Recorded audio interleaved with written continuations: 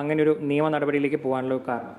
Okay, ഞാൻ കഴിഞ്ഞ March 31 തന്നെ നിയമ നടപടികളിലോട്ട് മൂവ് ചെയ്തിരുന്നു. പക്ഷേ റോബിൻ അതിനൊന്നും പ്രത്യക്ഷപ്പെടാതെ, അതിനൊന്നും അപ്പിയർ ചെയ്യാതെ ഇലക്ഷൻ്റെ കാര്യവും അമ്മയുടെ ചികിത്സയൊക്കെ പറഞ്ഞ് നീട്ടിക്കൊണ്ടു പോകുമായിരുന്നു. പിന്നെ നമുക്ക് പൈസ തരാനുള്ളതിൻ്റെ ഡേറ്റുകൾ ഇങ്ങനെ മാറ്റിക്കൊണ്ടേ ഇരിക്കുമായിരുന്നു. ഈ അടുത്തായിട്ട് ആളൊരു സൈബർ കൊട്ടേഷൻ എന്നുള്ള രീതിയിൽ എനിക്കെതിരെ ഒരാളുടെ അടുത്ത് കൊടുത്തു. അങ്ങനെ അതിൻ്റെ പേരിലാണ് എനിക്ക് പിന്നെ പൊതുമാധ്യമങ്ങളിലൂടെ, സമൂഹ മാധ്യമങ്ങളിലൂടെ ഇതിനെക്കുറിച്ചുള്ള സത്യാവസ്ഥ എന്താണെന്നുള്ളത് പുറത്തോട്ട് പറയേണ്ടി വരുന്നത്. അങ്ങനെ പറഞ്ഞു കഴിഞ്ഞപ്പോഴത്തേക്കും ആളൊരു പ്രസ് മീറ്റ് നടത്തി.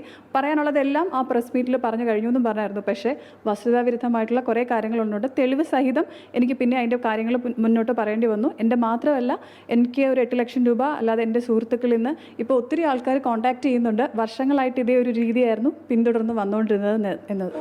പൈസ തിരിച്ചു തരുന്നില്ല, അതിൻ്റെ ഒരു കാര്യം ചോദിക്കുന്ന സമയത്ത് എന്തുമാത്രം മോശമായിട്ട് സംസാരിക്കാവോ, അത്രയും തെറിയും ഇതെല്ലാം വിളിച്ച് പ്ലേ ചെയ്യാൻ പറ്റത്തില്ല. അത്രയും ബീപ്പിട്ട് പോലും പ്ലേ ചെയ്യാൻ പറ്റത്തില്ല.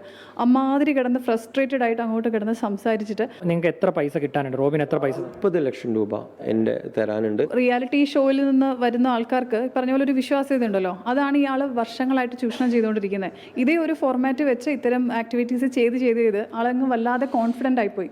എന്ത്